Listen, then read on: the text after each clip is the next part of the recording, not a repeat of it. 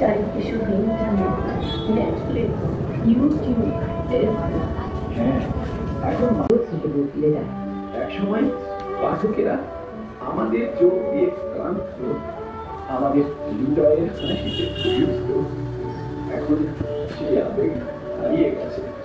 আজই পাতার ভেতর ততদিন আমরা অপেক্ষা করব আবার কেউ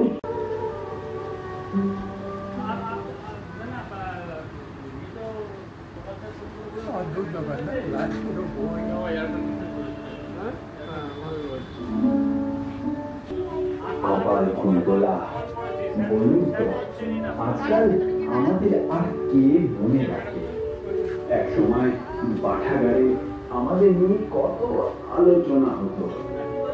এখন দেখি শুধু ধুলো জমে আছে পাতার পর পাতা।